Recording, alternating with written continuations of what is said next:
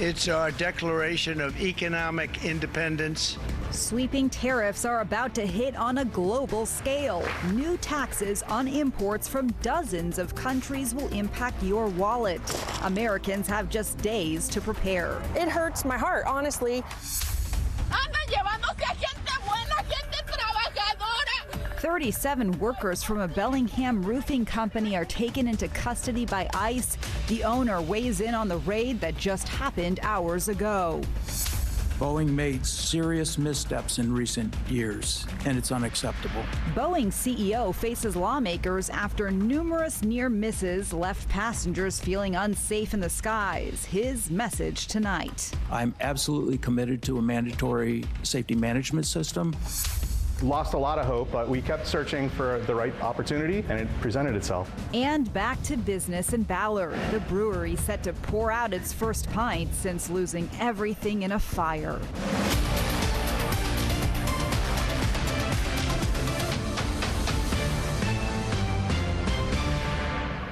Americans are about to get hit with another round of tariffs. This round of reciprocal tariffs affects countries on a global scale. This afternoon, President Trump announced a baseline 10% tariff for all U.S. trading partners that will go into effect on Saturday. Then 1 week from today, reciprocal tariffs will begin for hundreds of countries.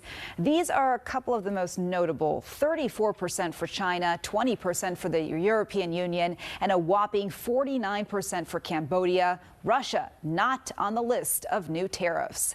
Good evening. I'm Jessica Janner Castro. A lot to keep track of here this afternoon, and these reciprocal tariffs are the latest move from the White House, but these tariffs are already in effect. Take a look. Canada, Mexico, and China have tariffs ranging from 10 to 25%. These are America's biggest trading partners. There are higher tariffs on specific products in effect as well. A 25% tax on steel and aluminum, and another 25% tax on vehicles and parts. So how exactly is this going to affect you? We want to take a closer look at cars specifically. According to an analysis by CNN, almost half of the cars sold in the U.S. were domestic, and the other half would be subject to tariffs. Look at this chart right here. About 16 million cars were sold. You can see only about 8 million domestically, leaving the rest coming from other countries, right? A large portion coming from Mexico and South Korea. So how exactly would this end up costing you? Goldman Sachs estimates these tariffs will tack on another $5,000 to $15,000 per car if you're doing the math, which means a $25,000 car could now cost you anywhere from $30,000 to $40,000. The impact of Trump's tariffs may also be trickling into the tulip fields of Skagit County. The annual Tulip Festival brings in millions of dollars and hundreds of thousands of tourists to the region every year. This year, there are concerns Canadians may sit this one out, keeping their money home with them.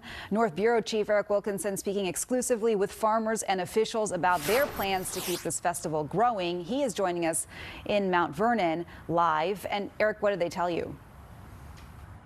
Well, the month of April is a lot like Christmas here in Skagit County. Typically, about 600,000 people descend on these tulip fields here from around the world. But this year, it may be up to locals to keep these fields full. Tulips are deeply rooted in the culture and economy of the Skagit Valley, from sculptures to schools. Skagit Acres is adding 3 new acres of bulbs south of downtown Mount Vernon this year, in a business that is definitely seen as a growth industry. It's kind of this thing that happens once a year for a short period of time. People build tradition around it. The annual Tulip Festival brings about $83 million into the region. It's restaurants, hotels, and more.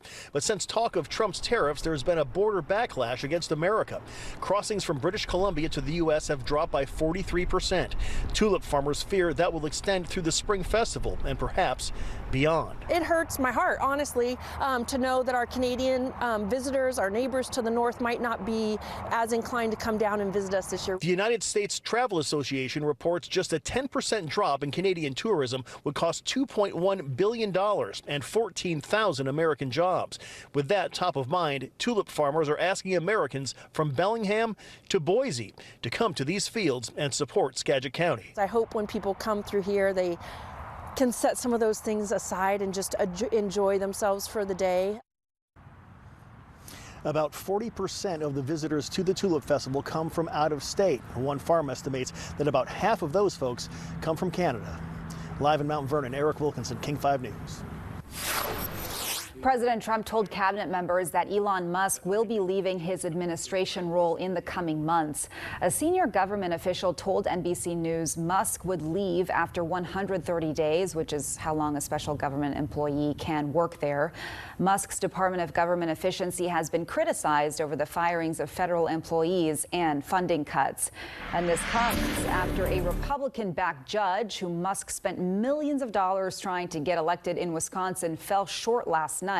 The race between Susan Crawford and Brad Schimmel was the most expensive court race in U.S. history. In the end, Crawford, who is backed by Democrats, ended up getting the seat on the state's Supreme Court. That decided the ideological balance of the court favoring Democrats. Republicans did pull off 2 wins in Florida. In District 1, Republican Jimmy Patronis winning that seat, and in District 6, Republican Randy Fine. That means Republicans will maintain the majority in the U.S. House with 220 seats to Democrats' 213 seats. There are 2 more vacancies in the House, one in Texas and one in Arizona. New at 4 o'clock, 37 people have been arrested by ICE at a Bellingham roofing company. An ICE spokesperson tells King 5 those arrests were made today at Mount Baker Roofing. And we want to show you this new video shared with King 5 of those arrests taking place. King 5 Facing Race reporter Sharon Yu joining me right now. Sharon, what do we know so far? Well, Jess, this is a rapidly developing story, and an ICE spokesperson says the 37 people, quote, fraudulently represented their immigration status and submitted fraudulent documents to seek employment.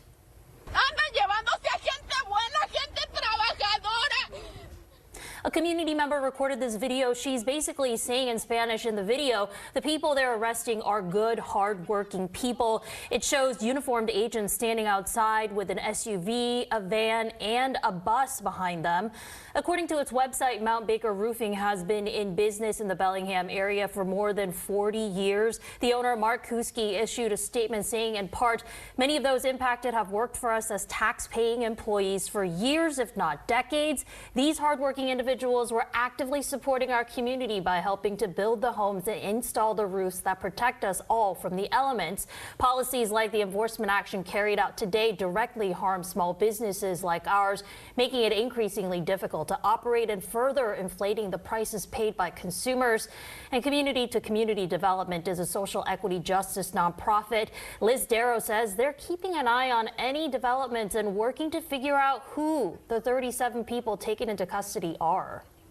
You know, they've got families in our community, and I'm sure that we know some of them just through being here as an organization, but we haven't heard anything about people who are directly connected with our work having been detained. It can be really hard to get the details because, you know, there's no dashboard, there's no transparent reporting. Sharon, how exactly did this raid come about? Yeah, the ICE spokesperson said in a statement that it was a Homeland Security investigation search warrant that they have executed. The feds tell us that that search warrant is sealed, so we will not be getting any of those details. What about those 37 people arrested? Do we know where they are at this point? Yeah, they're in Tacoma. They're being detained at the Northwest ICE Processing Facility, which is, again, located in Tacoma. I know the story is developing, and you'll keep tracking it for us. Sharon Yu, thank you for being with us in studio on that. Let's turn now to our first alert weather. Our chief meteorologist, Mike Everett, is standing by right now. You see some sunshine, clouds over western Washington. And Mike, you're tracking the big story as well, which is the weekend coming up. Yes, I am, Jessica. I'm the bearer of good news as we go into this Wednesday evening. You may have noticed it already after showers that were pretty much nonstop over King County last night. We saw those come to an end. Now, there are still some clouds out there and some spotty showers possible as we go through the rest of the evening, but there's also plenty of sun sunshine out there as well. Great opportunity to get out and enjoy the flora and fauna. Peak bloom at UW. You can see people out there enjoying some sunshine and those beautiful, beautiful trees. Coming soon, well, you're going to hear the sound of lawnmowers as people are getting outside and getting into their yards. Cool and showery conditions will end tonight. Pattern change arrives tomorrow. In fact, temperatures will be exactly average. And then the big story that Jessica's alluding to, sunshine and warming Friday and Saturday. I'll show you those numbers coming up. Thank you, Mike. One man is dead after a shooting in Seattle's First Hill neighborhood. It happened this morning around 2 at the Tuscany Apartments on the corner of Summit and Seneca. When police arrived there, officers found a 40-year-old man with gunshot wounds in one of the apartments. No arrests have been made. This is now the city's 9th homicide so far this year. The 18-year-old charged with killing a 19-year-old in Auburn has pleaded not guilty. Zaire Orr is charged with murder and attempted robbery. Prosecutors say he and 2 other teenagers killed 19-year-old McKinley Williams in February while trying to steal a small amount of marijuana from him. The judge ordered his bail remain at $3 million. He will be back in court April 16th. Today, Boeing CEO faced some tough questions from Congress about how the company is improving safety and implementing a culture shift. King 5's Bridget Chavez joining us live from Boeing Field with those details. Bridget, what did he have to say? Yeah, Jessica, Boeing CEO testified before the U.S. Senate today about its efforts to improve safety and its production. Now, lawmakers grilled the CEO, Kelly Ortberg, today over safety failures dating back to 2018, including 2 737 MAX 8 crashes that killed 346 people. Ortberg also faced questions about last year's mid-air panel blowout on a MAX 9 and what Boeing's doing to prevent another near disaster. He admitted to serious missteps in recent years, but says the company is changing course and fast. Ortberg told senators he's not pushing his teams to move quicker, but to get it right. The hearing comes days before the civil trials for families of the MAX 8 crash victims begin. Attorney Mark Lindquist, who represents some of those families, says these hearings may be a bit of theater, but they can still pressure Boeing to take real responsibility. Boeing has settled the vast majority of the cases from the 2 MAX 8 crashes. There's still some remaining, including my case, which is set for trial this Monday. A jury trial may be the best way to hold Boeing fully accountable. Boeing is also in discussions with the Department of Justice to renegotiate its plea deal. The company agreed to plead guilty to conspiring to defraud the U.S. government following those MAX 8 crashes. We'll have that part of the story coming up at 5 o'clock. But for now, reporting live from Boeing Field, Bridget Chavez, King 5 News. Thank you, Bridget. Some of the largest companies in Washington are commending Governor Bob Ferguson for not signing a proposed wealth tax by state lawmakers. It was part of the budget proposal from the House and Senate. In a letter sent to the governor and top legislative officials today, leaders of major companies warn that if it's approved, it could send businesses to, quote, more business-friendly states. It was signed by dozens of companies, including Amazon, Microsoft, Alaska Airlines, the Seattle Mariners, Costco, and Nordstrom. Lawmakers have until April 27th to finalize a budget acceptable to Governor Ferguson. A Ballard brewery is rising from the ashes tonight, and ahead at 4:30, you'll hear how the Seattle community helped Rooftop Brewery get the taps flowing once again after a devastating fire. Also, another round of federal cuts is affecting Washington state. The group meant to keep miners safe now on the chopping block. But first, entire colonies of bees are dying off, and Northwest researchers and farmers can't figure out why. Our Environment Northwest team looks into the impact to our agricultural industry. Stay with us. King 5 News continues.